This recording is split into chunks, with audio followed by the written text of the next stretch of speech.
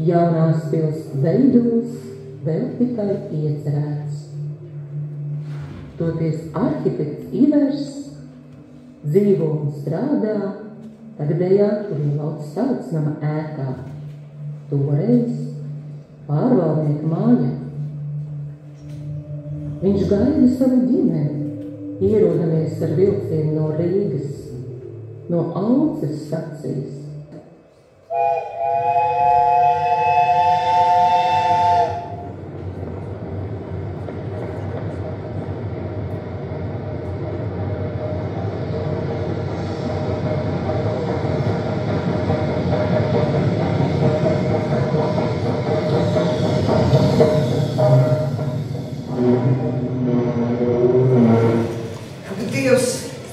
Es vēl joprojām drabu, tas degošais vilciena ritenis. Man jau likās, ka nodegs viss vagons. Un tomēr, ja tas jaunais cilvēks nebūtu, mēs būtu palikušas bez mantela, bez visa. Nomierinies, māte, viss taču beidzās labi. Un es to vīrieti pazīstu. Viņš ir no Rīgas. Mūsu mājas ir vienotrai pretī. Un reizēm vakaros viņš ilgi stāv pie sava loga un vēro manu logu. Lūrītis!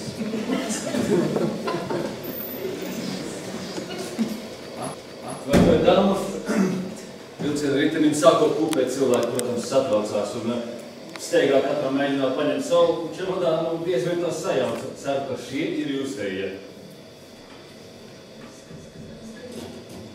Jā, tie ir mūsu koperi. Pateicos tev, Māra. Vai es jūs pareizi godāju, Kezderkungs? Jā, tā mani sauc. Un kā jūs godāt? Ērika. Ērika Iversam. Ļoti patīk. Mēs dzīvojam tepat netālu no pils Lielaucē. Pārvaldnieku nometnē. Bez jums, cienītais Kezderkungs, mēs būtu palikušas ne tikai bez mantā, bet arī bez elpas. Mans vīrs Iversa kungs labprāt pateiktos jums personīgi par tik sirsnīgu pretinākšanu un palīdzēšanu. Varbūt dodamies uz Lielauci? Pateicos, kundze, vienmēr laipni. Dosimies, tās mums gāja.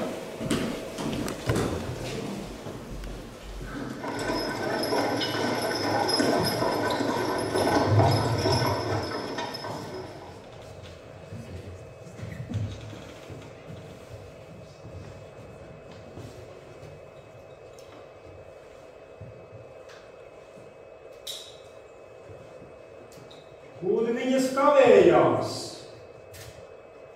Kur viņas palikušas? Vilciens jau pienāca pēc pāris stundām, bet viņu vēl nav.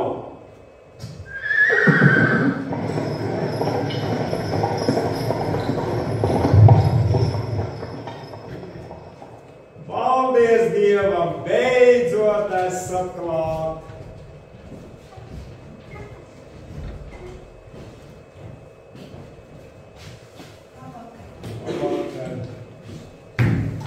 Tik ilgi nācāt? Vai kas atgadījās? Elmārs Kezners.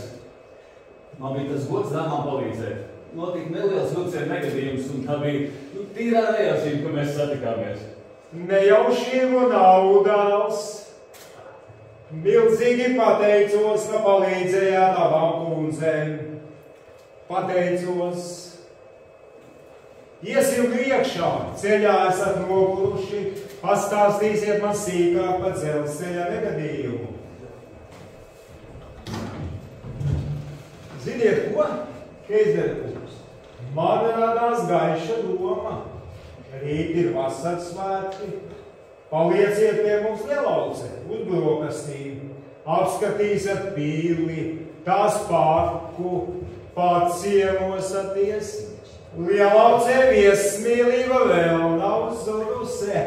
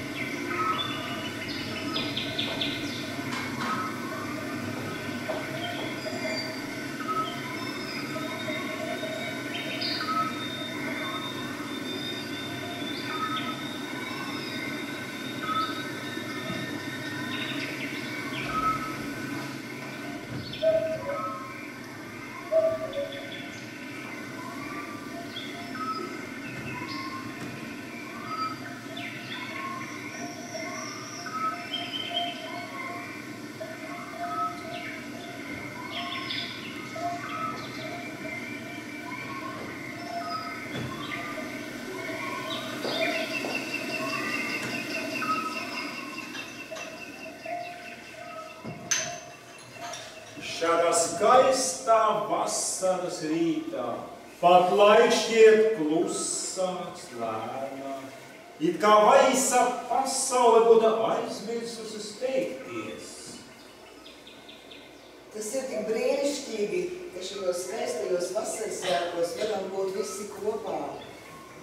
Bet šī vilcienamai gadījuma laikam tas nebūtu bijis. Jāatzīst, ka arī es nevaru atcerēties, kad esmu pēdējo reizi tik rāmi un mierīgi protestojis. Trauksmainā Rīgas ikdienas dzīve to nepieļauj. Vēlāk gan gribētu apskatīt jūsu Pils parku. Pirmī pulūku skatoties redzēju kādas drupas. Tas ir vecās pils saimniecības ēkas, bet pašlaik vislielākās drupas ir pils krāsmatas. Un man tās ir jāatjauno ar jaunu, baltu, gaišu pili. Parkā tiešām ir brīnums skaisti. Tikai dažkārt savādi klusi. Un reizēm ļoti klusi.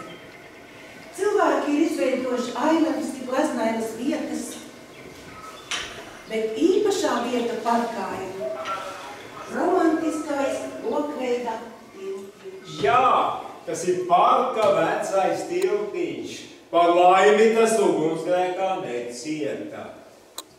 Bet pilī gan postījumi bija milzīgi. Pārmērot pils saimniecības ēkas izpostītās, mēs secinājām, ka tur ir ala. Daži pat centās iestāstīt, ka tā patiešām ir ala, bet tā ir ūdens ņemšanas vieta.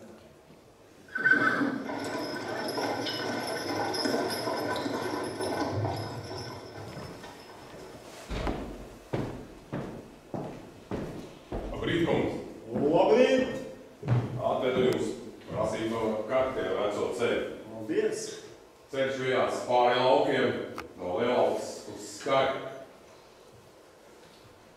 Bet ja jūs, Kēzene kungs, taisties iet pie tās alas, tad labāk vispār viņu nelaist. Viena paša pastaigā pa parku. Tur var redzēt kādu stāvu. Balto dāmu. Viņa tur vienkārši stāv un skatās jums virsū. Vai tad jūs gribēsiet apgalvot, ka tas ir spoks un tā ir sieviete, baltā dāma? Un es vakar tieši pie sevis skaļi padomāju, te tiešām varētu spokoties. Šis dīvainais stāvs. Viņš vienkārši stāv un skatās jums virsū. Viņa skatiens nav izturams. Un tas, kas viņu redzējis, nekad vairs nav kā agrāk. Ar viņu ir pavisam veidīgi. Mūsu kučierim aizrautīgu stāstu netrūkst. Bet Lielauces vietai tie piestāv. Elmār, ja tu tomēr tur teji, es iesaku. Ņem līdzi prātu, ne tikai acis. Nu, bet es jau tikai apskatīšos. Tik skaista vieta, būtu grēks to neaplūkot, vai ne? Nu, tad dodies ar, bet tikai neaizej pārāk tālu. Un esi ļoti, ļoti izmanīgs. Būšu.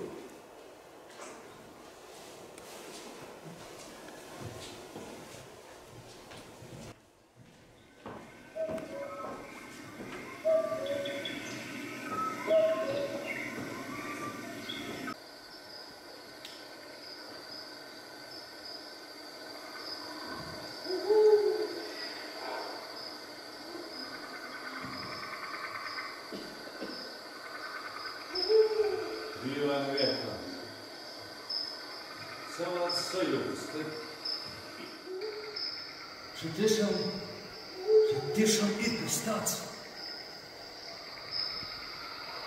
It kā šī vieta gribētu ko pastāstīt, it kā tā atcerētos vairāk nekā mēs. Arī ilgums šeit ir viesojusies.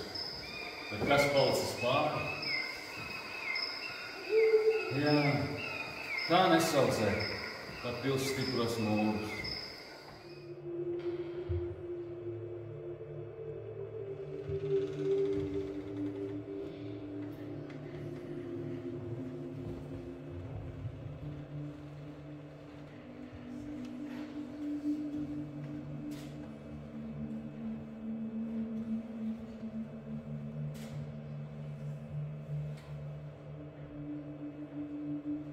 Kāds ir?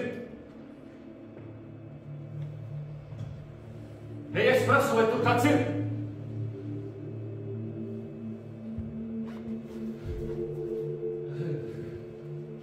Labvakar. Vai jūs dzīvojat šeit pilī?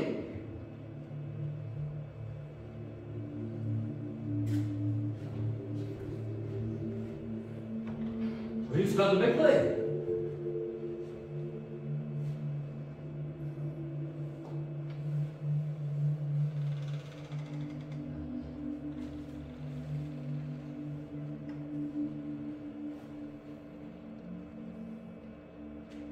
Spoks? Tas tiešām bija spoks? Šeit tiešām spokojas!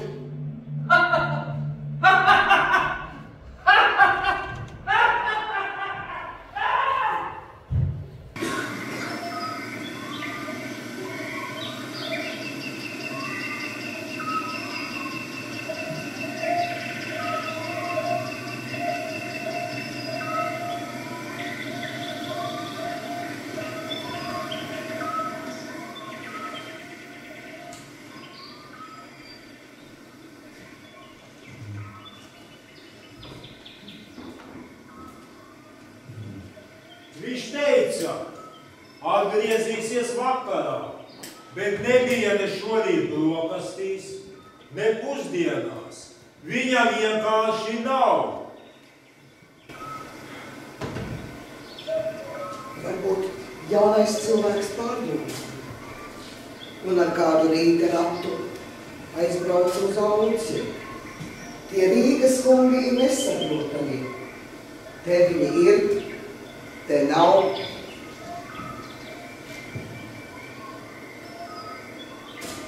Un te izkopā viņi. Māt, viņš nav dūmi. Viņš bija īsts cilvēks. Un viņš nevarēja tā vienkārši aizbraukt. Neatpakaļ. Es sūtīju kalpu, lai pārmeklē pils drupas. Viņš teica, no kunga nemīnas, tikai kādus pēdas vedot līdz avai, un tad tās pēkšņi pazūd. Meitīte, tev viņš patika? Jā, māt, patika gan. Es domāju, es cerēju, viņš bija mans sapņu vīrietis. Bet ko tagad? Ak, māt! Kāds naivums tavā vecumā. Vai tu viņu redzēji? Kāds tu viņu redzēji? Es arī nē.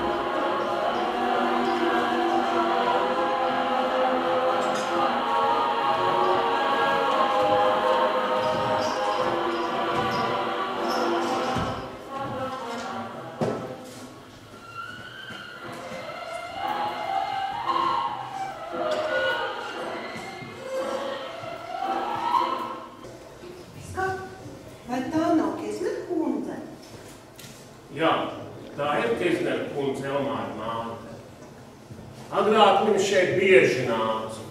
Tagad ļoti reti. Jūs jau zināt? Jā, jūs pazināt Elmāru? Jā. Es pazinu Elmāru. Visi viņu Rīgā pazinu. Viņš pazuda pirms 7 gadiem Lielaucē uz mūžu un nekad neatgriezās. Tagad māte klusē, nerunā ne ar vienu, noslēpusies sevī. Dzīve domās ar savu dēla stopu.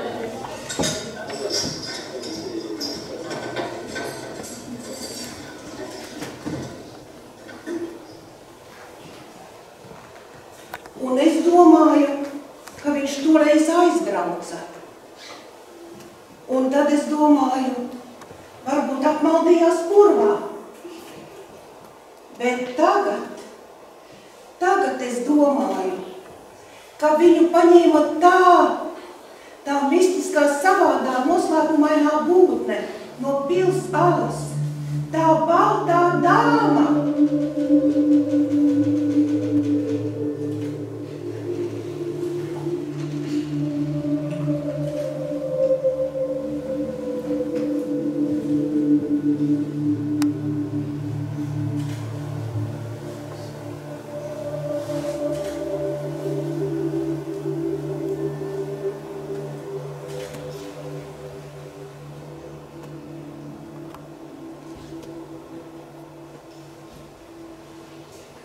Bet varbūt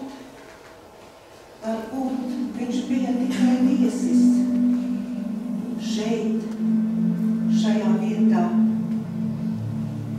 Varbūt